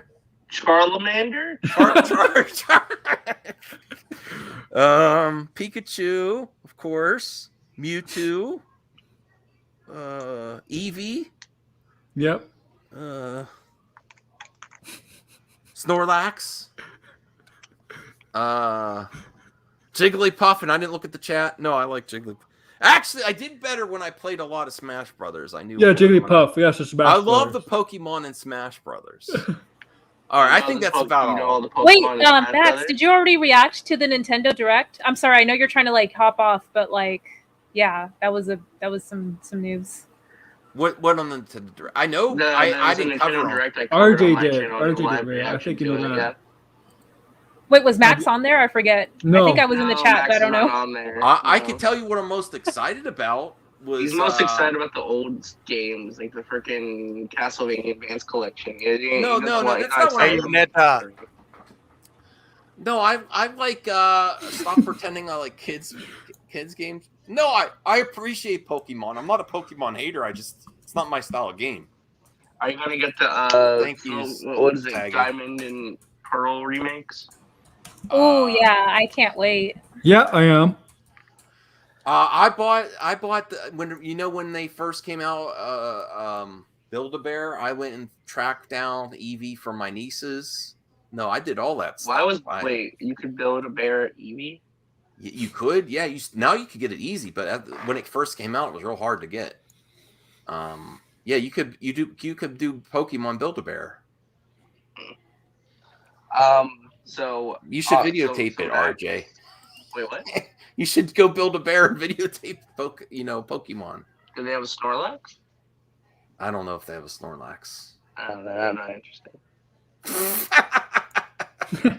No, I'm not Digimon guy. Well, I'm just wondering. Are you gonna get the new Nintendo Switch? Comes out next week. No, I'm not interested in that at all. I'm not a hater. Wait, but, it comes out next week? Yeah, next week, next Friday. Oh, dang. Well, like, I have it paid in full on pre-order. Oh, wow. I just forgot. Oh, wow. That's great. Aren't they hard to track down? Yeah, I did it when the day of, like, that they dropped the pre-orders. Oh, that's what I was going to say. Stop getting pre-ordered. Okay. All right. Well, I did want to say what I was most excited for. Metroid Dread? No. Kirby in the Forgotten Land? No. I'm most excited expansion. I'm most excited about the Final Fantasy kart racing game. Oh, Chocobo racing. Yeah. Oh, I forgot about that. That did look fun. It was like something new that I was totally not expecting. It's not. I mean, I'm looking forward to it, but it's basically just Mario Kart. Well, is that a bad thing? It's a better version of the mini game on Final Fantasy VII. We can't get another Mario Kart anytime soon. So it's the next best thing. And I like the Final Fantasy characters. I love Chocobo. Yeah, I love the characters. I just is Chocobo like the version of the Chocobo? It's like Chocobo. Chocobo. Saggy. It's not the real Saggy. I bet you it's the troll. Oh, why would I let it troll? I mean, I am a troll regardless. Damn, RJ. I got to check out your stream earlier. I was about to go live, and then I was talking to a friend off air, but I'm going to check out your stream for sure. What up, Rhea? Beautiful Rhea. I'm so happy to see Rhea back on streams and on cam with her beautiful self. She's doing great. Yeah, well, she better be. She's my fiance online, you know. I got to make sure, she's got to be doing good. She's got to represent the kinship here. Definitely. And RJ looking like a Snorlax is the best thing ever right now. You should make that as a shirt for your channel. I'll buy that shirt. That's gotta be a shirt. Why do you have it with you right now? Why is it right he there? never leaves it? It's like he cuddles with it. That's his buddy. Like Linus is that like the new body pillow? No, I'm just gonna It's a blanket. We don't need to know about your body. Can you like lower it to can you lift it up a little bit to make sure there's no holes in it anywhere? Oh, come on. Oh my god. Listen, we're not talking about your Jeremy body pillow. And I don't want to get into wow, your look at the crease on that thing. It's got a crease and everything. It's like a butt. Rhea, I don't want to get in your relationship, but what's your opinions on all this hot Jeremy thing? It's making me upset, honestly. Good, because hot Jeremy is life. Hot Jeremy is maybe love. She agrees. Maybe they agree. I don't know. No, Rhea said that it was listen, Rhea agreed that it was he looked like a snack. How could you deny hot Jeremy? All right. Oh no, I never commented on it. I can't handle the snackage. Geeks plus snacks. Oh no, I have to log in? What is this blasphemy? Hang on, I might leave by accident. She'll be back. I might leave by accident. Bloop. Zeno says the other thing I was excited was to see the N64 and Genesis online controllers. Yeah, you gotta pay more for them. Well, I have the NES and SNES ones already. Did Nintendo release the Sega Genesis games on their collection numerous times? Yes. Well, Sega's released the Genesis collection on the Switch that has a lot of the games. Well, they have to keep releasing them to get make more money. I had it for, What's wild though is like we can't get any Sega CD games, we can't get any Sega 32X games, or Sega, like God forbid Sega Saturn games, you know, and or like Dreamcast, man. Like, or even no, those are just never gonna happen. I'm just like, come on. They should have dropped the GameCube games.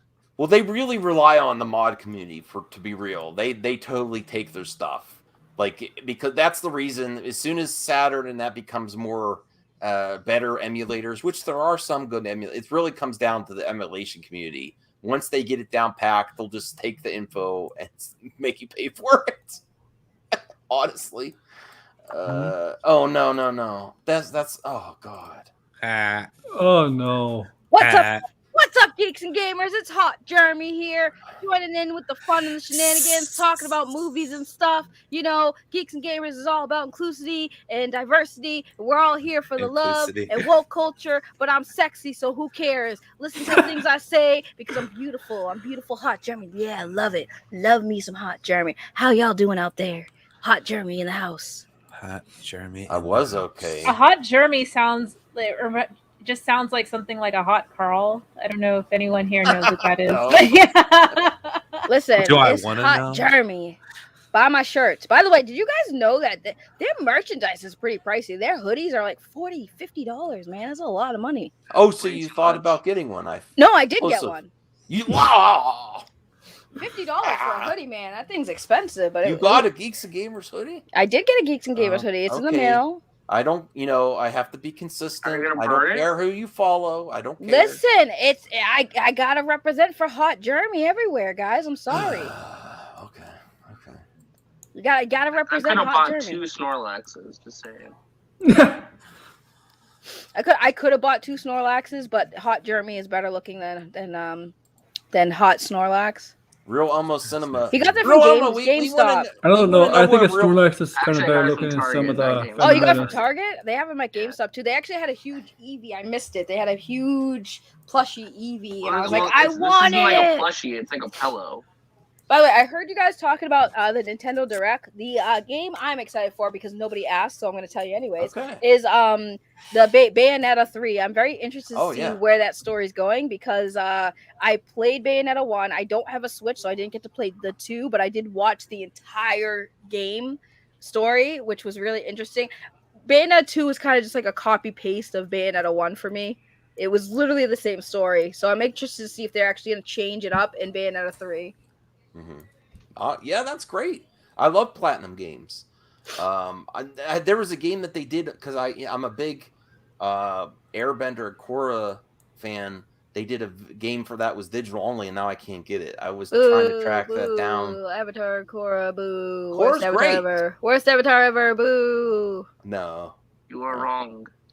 No, worst Avatar ever. Did you guys see the new that new trailer for Cowboy Bebop where you were watching? I did. It wasn't a trailer. It was the intro. I was actually asked about that on my stream, and as a anime fan, and I loved Cowboy Bebop, I thought it was cool, but fans have done it before and done it better, in my opinion. And overall, I think it was a waste to have the original composer from the anime come back just for them to use the old one. They should have had him do a remix of it or make a new one. Actually, I hate having to correct you, Saggy, but it was a woman. It was a woman that did the score for Cowboy Bebop. Either way, okay, cool. But either way, my point is, you have the original composer that made the music for the show and didn't utilize their talent and just literally No. They're doing the entire score for the show, though. She's doing new tracks. I understand she's doing the entire score, RJ, but I'm saying to use the original opening for the intro when you have the original composer to make a new one. It just makes no sense. Why would you just use all the same old intro? I can't take all this score. Yeah, core does suck. Thank you, Zelda Nation King. Yes, yes. Hail the king. You're. This is Mac's problems. Yes. You know. No, but you it's know good. I'm looking for Netflix. People connect. You know what happens is, you know what? You want to see something funny? Oh, I don't know where it's at on the We're already looking at something funny, RJ. Oh. No, someone did a stream on my stream, and they did a. I think you know who this is, Saggy. I can't remember their channel name. It's some people you know, where they did a clip of me saying, "Do you want to come on the show? Do you want to come on the show?" Oh yeah, that was funny. Yeah, that's smug. I was on it. Oh, I can't remember where in the street. It's hilarious. I was like, oh my god. He was there as a clip, and they just said, "Want to come on the show?" Yeah, it was funny. You want to come on the show? You want to come on the show? You want to come on the show? I was laughing, and I was just like, "Oh, poor Max." No, that was great. You know what? Should I try to find that real quick? I can't remember even their Can channel. we just have a stream where it's just nothing but Rhea? She doesn't even have to talk, just nothing but Rhea on the stream. Well, sitting there. We could just do a whole stream with Rhea and see how that works. I guarantee you'd have 1 million views just having Rhea on the stream. Thanks. I'm here for it. I would watch an entire hour-long stream of Rhea just sitting here doing nothing. I would love it. That'd be the best thing ever. Yeah. Okay. When's our wedding, by the way, Rhea? We never announced. No, I mean that. Maybe we can have it on the Enosh appreciation stream. Maybe he can make this official. I was thinking maybe around the time, maybe a little bit after your grand return on Halloween. Oh, okay. That would be great. Yeah. Yeah, we're gonna do it because Enosh said he'd be I think he probably would be what was that thing that the guy with the mask? What's that character he does? Crap. From where? Enosh, he does that little character with the mask. Oh. No, with the mask and the hood, and he's like the cult leader. H-Barts wants Rhea to appear on $3 Hollywood After Dark. Oh, I did one time, randomly. We finished streaming here, and then we all migrated to Matt's channel. You mean Doomcock? Oh, Doom Dexter. Thank you, Bradley. Doom Dexter, yes. Yeah, Rhea would destroy Matt Jarbo. No. Matt's a very gifted orator. I trip and stumble on my words so much. Did you see my show? Did you watch my show? You'd still destroy Matt Jarbo, hands down. I believe it. I ship it. Doom Dexter, yes, Doom Dexter. When he was a judge for me and RJ's court case that neither one of us won. You got destroyed. First of all, you also got destroyed, so I don't want to hear your mouth. You got destroyed worse than me. Look, your face got destroyed. Look at it. Now you look like Snorlax. Oh. Katsuka92 wants a room tour from RJ. Is that what we want at the end of the stream? I don't know if he's prepared. Oh no, I can't do a room tour. It's messy. So no. Because he doesn't have a hamper, so he has the clothes on the floor. Haley Steinfeld pictures laying around. I got packages all over the place. Maya Rudolph and Haley Steinfeld pictures everywhere. Oh my god. RJ's room looks like he had an orgy. There's nothing but clothes all over the floor. Okay. What? At least that's saying something nice, not like it's just a messy room and you're lazy and you just throw clothes on the floor. Snorlax segment, you could just talk as Snorlax. Snorlax doesn't really talk though. Anyone that's on the panel and you're a member, feel free to plug your channel. Go ahead if anyone has a channel they want to plug. Or plug something else. You can do that too. No, I just wanted to plug my channel. I just had a debate. I'm an SJW, and I just had a debate with one of those channels. That's all I'll say, and I think it went pretty well. I put some memes on it, so if everyone wants to check it out. Oh, it definitely will. I'll check that out for sure. Yeah, go sub the little movie perp. Okay, hold on. Jarbo. First of all, Saggy didn't quit YouTube. Saggy said he was taking a break from YouTube. And then I had a story that I had to talk about because it was making me triggered, so I booted up a live stream. But then I'm going to come back full time like I was before, okay? And I don't like your tone, sir. Yeah, get on this panel so I can yell at you personally. Well, he's not a member. He could fix that very easily. He's saying, I'm not a member. Come on here and say it to my face, Jarbo. No, I mean, I'd buy that for $1. As a easy way, but I guess enough of the members want to hear Jarbo. Now my wife's calling, so Jarbo, you have the link. I'll be right back. Yeah, bring that bitch on. I'm calling him out. Bring that bitch on. I got some words for him. Oh man, I did want to hear more of his Amico takes because he did kind of he touched on it a little bit on the stream. Max did right before the one I joined with Tony. And I was just like, this is getting good. But then all of a sudden it had to be cut short. So, yeah, I wanted to hear more. That stream was awful. Can I just say that? I was literally sitting there, I was in Max's DMs, send me the link now. You're saying stuff that's angering me because, there's certain things that happen on stream that Max just didn't address because he didn't know. So I had to listen. Hold on, pause on that though. What up, bitch? What you got to say to me? Let's go, fam. Let's do it. What you eating? Hold on. I'm sorry. I'm eating almonds. Yeah, eat those almonds like an old man. You're eating nuts. I'm eating nuts because I had to get the protein to come on in and smack this girl down. Let's go. That's what's going on. What's up?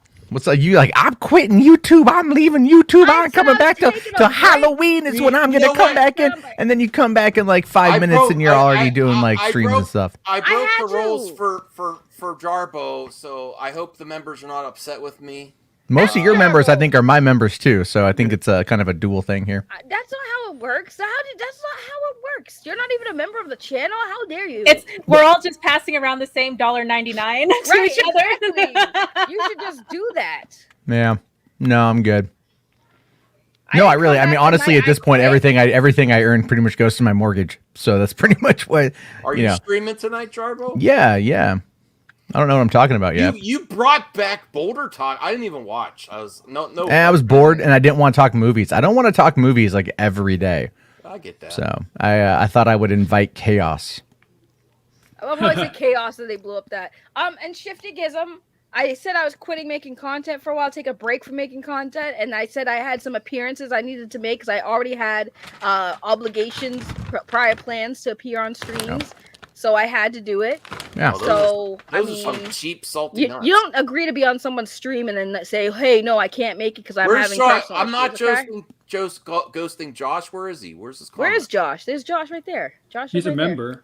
Yeah, Josh could come on. Yeah, we love Josh. I love smokehouse flavored almonds, like the ones from Costco. I don't know if you're familiar with those. No, those are really good. They're just the sodium levels are super high, so I have to. It's I'm near 40, so I have to start paying attention to that. He's near 40, and he needs to keep his feet.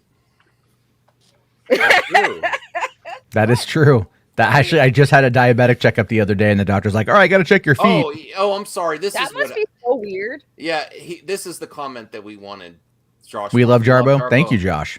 Thank you. We don't love Jarbo. Who bounced? RJ. No, we love Snorlax too, RJ. We love Snorlax too. I thought Matt Jarbo was Snorlax. I'm very confused. No. In some circles, they call me Jigglypuff, but I can never quite figure out why. Do you jiggle? Wait, you saw the gif of your face on that Kirby or Jigglypuff running, right? Oh yeah, it's an emoji. Wait, it's an emoji in my Discord server. I think I've seen it when they put me on a lot of things over the years. No, I've been on a lot of stuff. I'm good, Josh. I want to cover more Star Wars. I covered Gina Carano. I would like if she came back, but I think there's no returning. Not when you associate so freely with people that constantly attack your employer. It's just not going to work. Okay, listen. Okay. You gotta disassociate the people that they listen. I'm getting so tired of that argument. Oh my God, Gina Carano associates with Geeks and Gamers and Fandom Menace. It's true. But here's the thing. I don't think she even knows about that stuff. I honestly don't think she knows. I don't think she knows her stuff. I don't think she does. And even if she does know, so what? I mean, my employee. Hold on. If I'm working for Walmart, and then I have friends who just hate Walmart and make videos about hating Walmart, does that mean I should get fired because my friends don't like Walmart? Yes. If your friend, okay, so no, but if you go on a podcast with your friends who actively hate on Walmart, and then you're like, yeah, F Walmart. Okay. That might get you in trouble. Okay, so has Gina been on a podcast where they were saying F Walmart while she was there? But if she, I don't know if she has, probably not. But the thing to consider with that though is that she did retweet them and she spent a lot of time with them, and there was like the whole hashtag stuff, and she knew, unless she's the most oblivious person on the planet, which she very may well be, she definitely knew that there, come on, it's not hard to figure out. Like, look at any of these idiots' videos. They called themselves the Rebellion, for crying out loud. It's like, that is the most. Well, I don't want to make fun of them though. I don't. But it's not. Who cares? Who cares, Max? Why do you want them as your friends? That's my question to you. I'm not concerned about making friends with them anymore. Right. You're right. You don't want to be mean. You don't want to be critical. You don't want to say mean things, but you don't want them to be your friends. All right. No. I want people to have their jobs and get. I'm not saying how was calling drunk 3PO an idiot gonna hurt his job? No, you know what I mean? And then, Gina. Like I support, you know, I'm just saying, I support the consumer's right to ask for something. Here's the thing, though. Gina, as far as I know, Gina has mainly is associated with Drunk 3PO. Drunk 3PO doesn't do like he's not like doing all that stuff that the others are doing. I think. See, but here's the thing with that though, Saggy. Here's the thing with that, right? So, Drunk 3PO has posted videos on Geeks and Gamers on the channel. He's worked on the website. He does the park hopping stuff, which is a Geeks and Gamers brand, and everything else he does is associated with Geeks and Gamers. So when you look the other way on blatant bigotry and racism that comes out of that particular group of people, you don't get the moral high card of going like, well, I mean, I'm not involved. This is akin to people just saying, well, I was just following orders. I mean, don't blame me for what happened. It's from the higher ups. This is the whole point, is that 3PO cannot hide behind any veneer of obliviousness to what's going on, because he openly associates with these people on a brand level. And doesn't come out and speak out against them when things get pretty crazy. Like when, you know, if he sits there and says, "Oh, I love women, I champion women," but then when Jeremy comes out and says Doomcock is acting like a woman, he's not calling him out. Never mind, Jeremy's being sexist at that point in time. So these people, it's like you know, Jeremy maxes this all the time. He says, you know, oh, X-Ray Girl is you know, more or less just there to, like, she doesn't ever say anything, and they always reference her. No, but they always reference her when they want to come off and say that they're not bigots, that they're not racist. Oh, well, I have a black friend.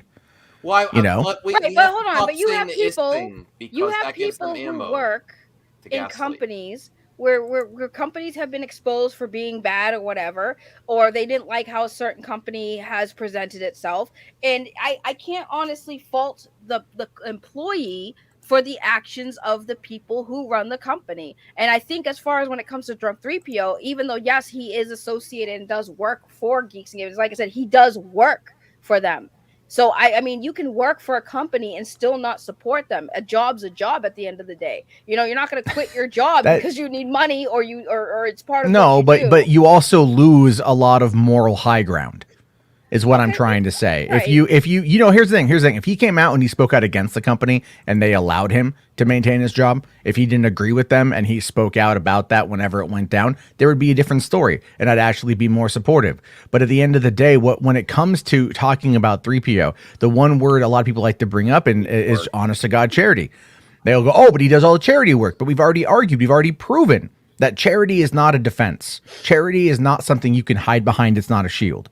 Charity, if anything, is good, but you cannot use it in that fashion because then it diminishes the entire intent of the charitable act. Obviously, yeah. So what I'm saying here is when you know, like the community manager for Geeks and Gamers is a member of the LGBT community. Cool, good for her.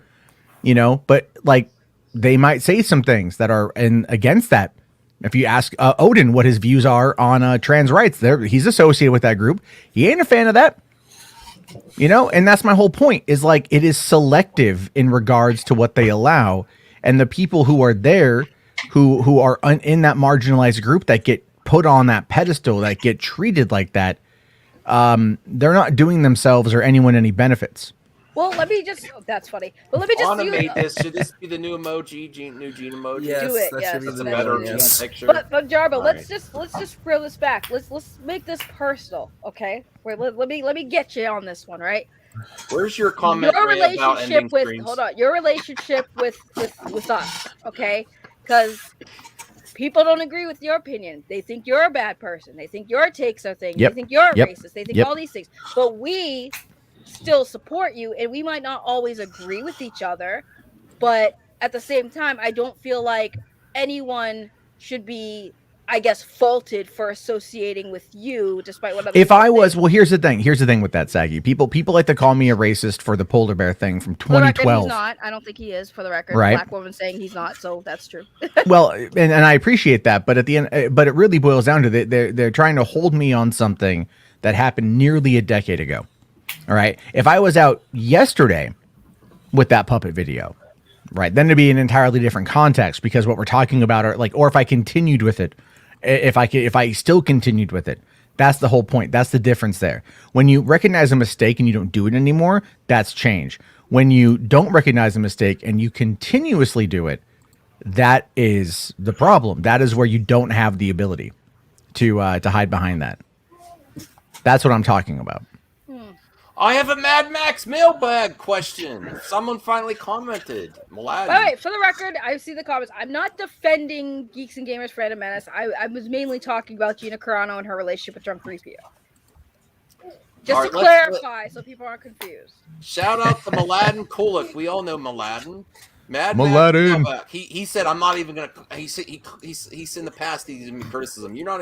Where has Mladen been? I haven't seen Mladen in a while. Yeah. Well, here. Shout out to Mladen. Do we call now everything woke just because it has some social and racial commentary that isn't forced or doesn't ruin the movie experience if it fits perfectly in the context of the story? Yes, that's a big problem. I believe we call everything woke. Just look about the criticisms now of what's that new horror movie that came out? Candyman. Yeah. Oh yeah. The usual suspects were criticizing it for having but the original was political. Yes, about being in.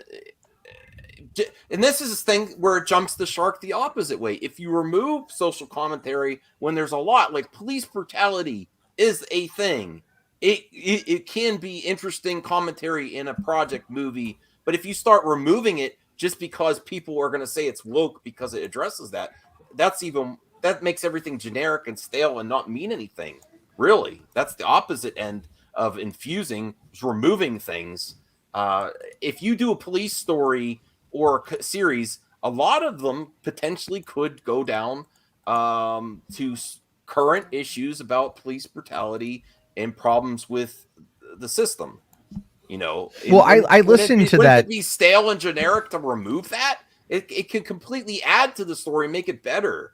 It's not woke to have something that's current events. Well, I listened to that stream you put up last night about the Nerderotic Daily clip. Mm-hmm. And talking about Candyman, and like I was really laughing at that because I'm like, this person has never seen the original Candyman.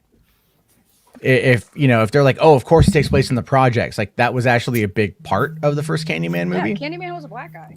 Yeah, it was Tony Todd, and also, but like in the projects, like that was part of it. It was also about classism and racism, things like that. I mean, that movie, that story was inherently, look at like how he became Candyman. A white dude in love with a black woman, or with a white woman. Sorry, black guy, white woman back in the slave days, and he was killed for it, And that's what happened with that. So it's like, it's so funny to not understand. Again, these people, they never understand what they're talking about when they just repeat talking points back. Well, I didn't see the original Candyman, but I did. I remember. Dude, yeah. They never. When they're just like, oh, it does this, and it's like, yeah, so did the original. Like, what's your point? Like. If this is a sequel, that was the lore of Candyman. Jarbo was right. It was back in the old days, and yeah, he was in love with a white woman, and then they killed him, and then he came back for vengeance. That's what it was. That's literally the storyline. Are we a cult? No, I keep Zeno around. We're not a cult. I still want to have my first. I still want to have my first T-shirt. It says Zeno in the comment section. We are not a hug box. And to be fair, I can reveal this, Rhea. Before the stream, I said, criticize me as much as you want. I want you to. Then I said the night before, man, you gave it to me though. Woo! I was ready. I did have some fallacies that I wanted to call myself out on, but the biggest thing I wanted to communicate though is that this is your show. You have the right to have whatever opinion you want, and what I shouldn't have tried to say that your opinion was any less valid or your speculation was any less valid than someone else's. No, the only reason I brought that up though is that this is not an echo chamber. I never want it to be. You want to come on the show? You want to come on the show? Do you want to come on the show? You want to come on the show? There is a hilarious clip of me, Jarbo, that someone did a stream. They put a mix of me saying, "Do you want to come on the show? Do you want to?" No, that wasn't even just a mix. It was a mix of how many times you said it that one stream when Quartering came in the chat and he kept saying, "You want to come on the show, Quartering? You want to come on the show? You want to come on the show?" Yeah, there's a lot of times where people come up in the chat. You want to come on? You want to come on? We talk. But that's to say that I talk to people I don't necessarily want to talk to. I mean, that's not to say anything bad about them, though. Well, it's so just I don't want to say, because now we're talking about like these groups and stuff. I think I've come to the realization. I talked about this when I was on Nerd Debt stream with you, Max, and RJ. I'm starting to see the thing with YouTube, which is, you know, it's fun to have these discussions and critique other YouTubers and other contents and works. But when it comes to like YouTube and the YouTube community, I feel like all of these YouTubers have like a locked in established fan following. So no matter what we talk about, and that's like the thing I always try to express, like, yeah, we can critique each other, but I don't think it's going to change anything because these people have locked in audiences who aren't watching Mad Max Entertainment or Matt Jarbo streams or my streams. They're not watching us. They're watching the content creators that they want to watch. So when people say, oh, well, this person has a cult or this is a cult thing, it's like, how is it a cult? We have our own separate sections of fan followings or viewerships, and they're not crossing. Sometimes once in a while, you'll get like a fan of Geeks and Gamers that will come here because they'll see Geeks and Gamers are being talked about and they'll say something, but it's not, it doesn't happen all the time. It's not like we get a wave of Geeks and Gamer audiences coming here and just dunking on us. We get like a few people. So I think like when it comes down to it, when people say, oh, it's a cult or something, it's like we are all critiquing each other. Our audiences come here to hear our takes, and they are not going to be swayed to be like, I liked Geeks and Gamers, but now that I saw Matt Jarbo or you guys talking about, now I don't like him. I mean, it's possible. Well, no, that happens actually quite often when people are exposed to it. This is how you defeat radicalization. It really is, because the way that the algorithm is designed is essentially it starts to kind of, it pairs you with videos that are similar to what you've already watched. And so when let's say you watch something by Geeks and Gamers, and then it might recommend you Nerdrotic and then Doomcock and then Ryan Kennel, you start getting this confirmation bias by having so many of the same opinions flung at you. And again, if you want a lie to be believed as truth, just repeat it enough times. And that is often what happens here. These guys do not ever break the conditioning, right? They never break out of the echo chamber. They always kind of maintain the same thing. And so the people out there who keep consistently hearing it, they start to believe it. That is an actual thing that happens with our psyche when we start getting the same information over and over and over again. And they never distance themselves from it. They just keep going with it. And everything is meant to release dopamine hits. So the more you believe that you are being victimized, or that you are that, you know, the other, that this elite group of people is trying to silence you or stifle your opinion, the more you get confirmation of that, the more you feel better. And that's what happens here, is they create the environment where they're able to push that kind of nonsense. What do you think led to January 6th? You know what I mean? Like, that's the same mentality, Alex Jones style mentality, the repeating of nonsense, not backed up by any actual claims, never admitting fault, never admitting that you're wrong, and always just moving on to the next topic, keeping the audience ignorant, confused, ill-educated, and angry. Well, Jeremy said in the last video, Jeremy said in the last video that the writers of Candyman are some white liberals that never experienced real life in the hood, and then the writers were Jordan Peele and what's the lady that's was it Nia DaCosta? Nia DaCosta. Just because he doesn't do any research. He's so stuck in his talking points. He's so stuck in his talking points. But see, how can I disagree with that only because the majority of the people that I have encountered, especially those in the chat, most of the people have literally said, I used to watch these people, but then you started seeing a pattern, and then you started watching other people talk about it, which again, I guess in a sense, Jarbo is right, but also I still feel like the majority of the people who stopped watching Geeks and Gamers or had these feelings the way that everybody else on the panel usually feels about them is like they already had that mentality. They saw things that they didn't like. They started feeling a little iffy about it. Then they saw they realized there's other YouTubers out there who share that same sentiment. Then they come over here. So in a sense, like Matt Jarbo is right. But at the same time, I still feel like it's a lot of people already felt, right? A lot of people already felt that they were on their way out with that group or that YouTube creator. Well, okay, but you have to understand though, Saggy, is the vast majority of people who watch do not comment. And the vast majority of people that watch are not engaged on that level. They watch from their mobile devices as they're out living their life. And also a lot of it gets autoplayed via the algorithm. And that's into how a bit of it spreads, you know. And again, when they all kind of keep repeating the same things, the same lies, the same talking points, as we know that they do because it's right there in front of us, it ends up getting into people's minds. I've been called by friends of mine who are not internet people, Andre's right? Here. Are not internet people whatsoever. Wait, you have friends? Yeah, surprisingly. And and he'll ask me, he'll be like, wait, what's this I'm hearing about Star Trek or Star Wars? And it's coming out of that Fandom Menace. And because it gets echoed not only through them, but then it gets picked up through Bounding into Cosmic Book News, you know, all the other websites that those chuds operate. And then what happens is that gets into the Facebook News algorithm. That gets into Google News algorithm. You'd be amazed at how many times I'll look through that and I'll find like those websites are running these articles that are now going out to a lot of people. And then they read it and they think that that is something that is supposed to be. Andre, you have an impeccable timing. We weren't even talking about this until you pop up. Right? Yeah. No, Brian's comment, even though I know he's on the panel, but Brian's comment is kind of like what I was saying. I wanted to talk to that because I can personally attest to that. Because I did watch those movies and I did go down the rabbit hole of the bullshit, okay? And it was people like you, Matt, and you, Max, that kind of pulled me out of it. So I'm just saying, like, I don't think there's lost causes, but like I'm sure you can save a few.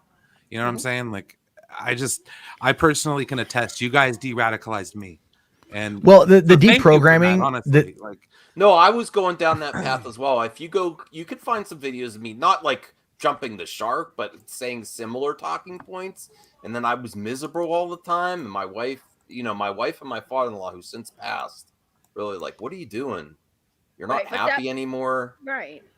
But that's the thing, is that there's a few people, that will be like, okay, this isn't for me anymore. And then they'll find other YouTubers that share their sentiment. But there's, like I said, they still have a very big platform. They still have people who are locked in for the long run, you know? And I think that, like I said, and my whole comment wasn't, like I said, defending them. It was more like just to make people understand when you're dealing with YouTubers, you're gonna have people who watch who they watch because that's just, they agree with them. That's what it is. And some of these people, you're not changing their minds. Same with us. Like, you know, we have you guys here who, for the most part, agree with a lot of things we say. Sometimes you disagree, but for the most part, we're usually on the same page. That's kind of like I said. That's what my comment was mainly to just express. Yeah. It wasn't like a defense. It was mainly just say, hey, you know, we all do the same thing, just in different sections, in different ways. We have different opinions. We feel the way we feel, and it's not a cult. It's just we're all a bunch of people who just get together and talk about stuff. Thank you, Tony. My father-in-law was the best. I really lucked out. Like when you get in-laws, my father, we clicked so well, especially since my blood father has so many problems, and growing up he wasn't there mentally a lot of the time. It was great to have someone, and we still deal with his loss every day. He was such an important part of both me and my wife's lives. Great guy.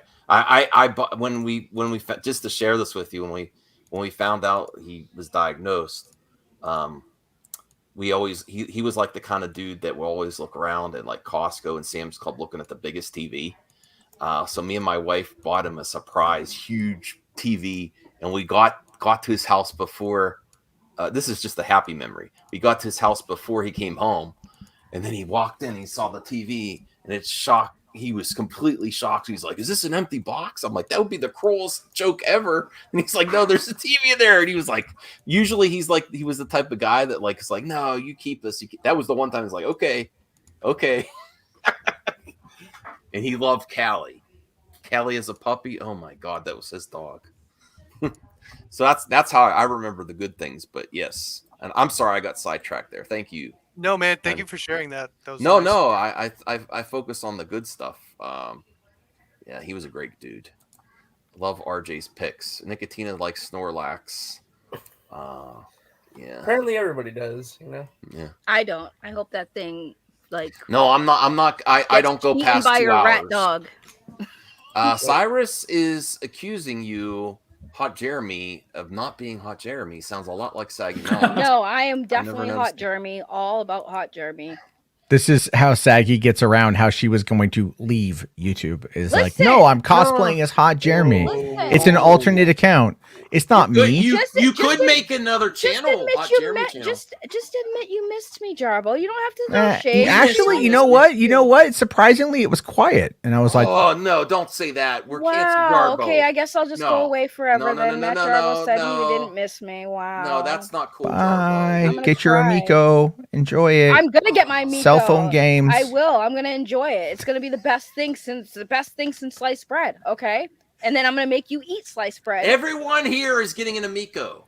Get a Switch. All that sugar, Jarbo. It's cheaper at this point to buy a Nintendo Switch, and the games are infinitely better. You can't even find a Nintendo Switch. I have a Switch. I have a PS4. I wanted to get one. There's none. I tried. All right, Rhea. Rhea is a true believer, and I'll respect that. But Max is only in it for the money. Wow. Whoa. There is no money in being positive about the Miko on the There's no money being positive about movies either, Max, but here we are. There's money. I mean, you get views and stuff on dunking on it for sure. Wow. I can get twice the views. I know what I could get views for. If I say you know what, I can't I'm canceling my pre-order thumbnail. I could do that and I could get a lot of views and be like, you know what? I just can't wait anymore. Jarbo's jumping on the Amico bandwagon because he needs those hate clicks. That's what he needs. I see what you do. And I see your tactics. No. I like, here's if you like the Amico, enjoy the Amico. I will not be buying the Amico. I barely use my Nintendo Switch. You know what I said? I said I was gonna buy him one for his family to play with his daughters. But he just said he doesn't even play a Switch, Max. I know, but then he said I'll sell it. And I was like, no, never mind. I did say I would sell it. Yes. Speaking of making money off YouTube, my heart hurt. I'm only 69 subs away from 1,000. Nobody cares, RJ. Ooh, nice, RJ. 69. Whoa. Uh-oh. Don't say that one. Okay, go subscribe to him so he can be monetized. So when I come back officially, it'll be a great celebration. No, that hurt my heart, Matt. I thought of all the Amico goodness you could have with your family. And I was like, your daughters need an Amico. And you're like, I'll sell it. Matt, did you get a haircut? Yeah, I did. I just don't have a hat on right now because it's like, nice. Looks kind of weird. I noticed it. Looks nice. 69. Thank you. I just don't have any extra lights on, so it just like keeps like. Everyone's saying 69. This is a great way to. Oh my God, we're so mature, guys. So mature. I hope to go one day too, hopefully in a 69. Jarbo's. Oh my God. No. Because, Jarbo's kids would love the Amico. I have a 3-year-old who just today was like, as I was changing her diaper, like said "F you" to me, and I was like so taken aback by it. Oh, yeah, she heard it somewhere. Not from me, to be honest with you. Okay. And then so she just kind of went like "F you," but she said the actual word. By the way, I was going to mention we were talking about Candyman earlier. I logged onto Twitter last night, and Tony Todd himself followed me. I saw that. Yeah. Oh, nice. Tony Todd. Who's Tony Todd? Tony Todd, Candyman. You gotta ask him what it was like to play Kern, Worf's brother on Star Trek: The Next Generation.